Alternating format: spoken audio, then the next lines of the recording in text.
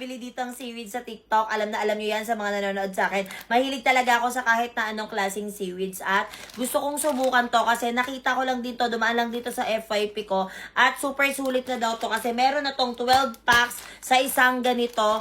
And sobrang mura lang din ito mga kapatid. Ayan. At ang kagandahan dito, pwede kayo magbaon kahit saan kayo pumunta kasi nakaseparate na siya na lagayan. Isa na natin, ako usual na ginagawa ko dito, i-snack ko lang talaga siya. Pero kung mahilig ka sa samgyup, ayan, pwede nyo itong ipambalot sa mga meat. Ayan.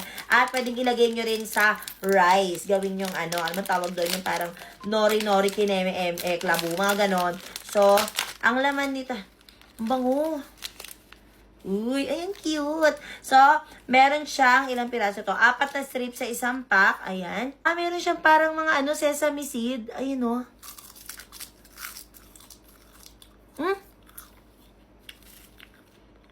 Sarap naman ng klase na to.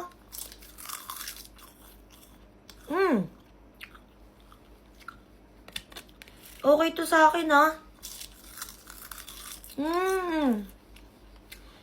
Alam nyo, kagandahan dito, healthy snack na rin to dahil no MSG added at the same time, hindi siya finry dahil bake style siya. Binake siya, ganun.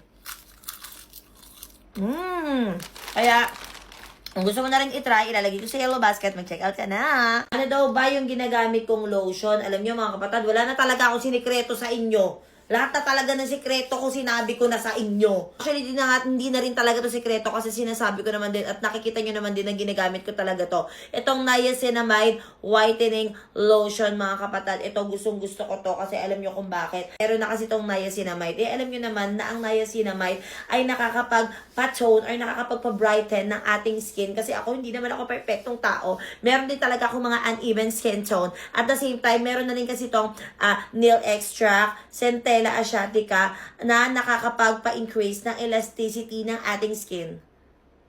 Galing ka, no? Pero mas magaling to. At the same time, alam nyo ba, kung ano yung isa sa nagustuhan ko dito, super bango din talaga niya. As in, super bango talaga niya. Alam nyo naman yan, mahilig talaga ako sa mga scented product, diba? Kahit skincare man yan at ano.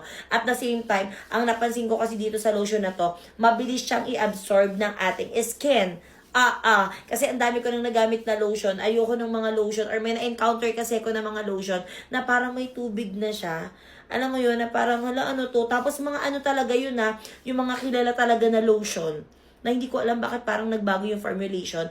Pero ito kasi talaga mga kapatid, proven and tested ko na talaga to. So ikaw habang walang pasok ngayon, bakasyon ngayon, alagaan mo rin ang skin mo. Syempre, magpa-brighten tayo ng skin. Ilalagay ko sa yellow basket, mura lang to, promise. Meron ako nakita dito sa TikTok na 58% na dark chocolate at bali-balita dito na masarap daw siya. Para sa mga hindi nakakaalam, hindi rin kasi talaga ako mahilig sa sobrang sweet. Kahit na ako ay sweet, ay hindi ganon.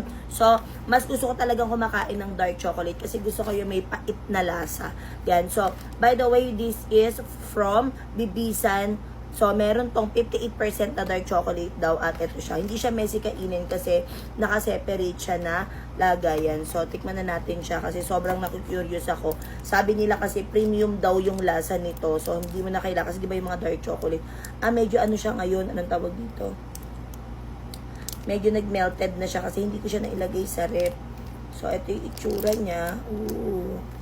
So, tikman natin.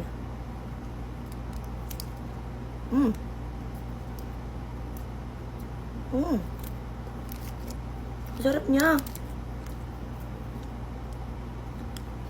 Do may pait na lasa kasi ganoon naman talaga yung mga dark chocolate. Pero, sarap nito. Actually, pwede rin to sa sa pang-bake. Kung nag-bake kayo, lasang-lasa nyo talaga yung kokwa niya. Pagka-kokwa kasi di ba gano'n naman talaga yung dark chocolate.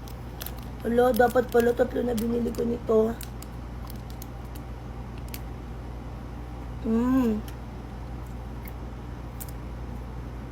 Ang sarap niya, grabe. Kung mahilig ka rin sa dark chocolate katulad ko, recommend ko sa'yo to. I-check mo sa yellow basket. So, may nakita na naman ako nagte-trend dito sa TikTok. Ito ay by Sisiland World of Sweets. Actually, natikman ko na yung nila, yung Yema Tart nila. Yes, sobrang sarap din talaga ng Yema Tart nila. Favorite ko yon. At isang upuan lang talaga ubos yon. Oo, hindi nakakaumay. So, tinry ko tong toasted pastillas nila. By the way, meron tong 150 grams per pack.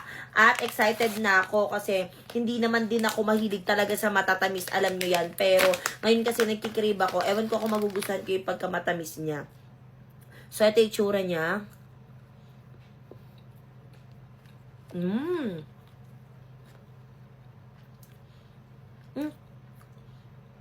Wait lang. Ang ano naman ito, ah? Ang sarap. Hindi siya katulad ng ibang pastillas na nakakaumay kasi sobrang tamis. Ang galing, ah.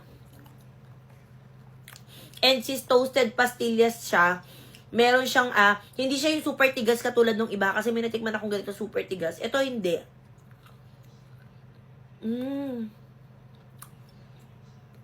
Ang sarap naman itong OA naman. Ang sarap niya, ha?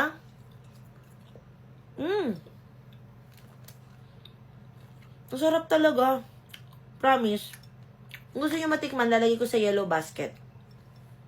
Check to sa akin. So, ang dami nagme-mention sa amin about dito kasi 5 and 12 hours ago, nag-shared post si Saidi ng video nila dito ni Eileen sa kanyang TikTok account at syempre, pinuntahan din namin agad yon at na-confirm namin na totoo nga. So, Saidi, ang dami naming calls, chats, lahat. Ginawa namin kung paano kayo makukontak pero ni isa doon hindi nyo pinansin.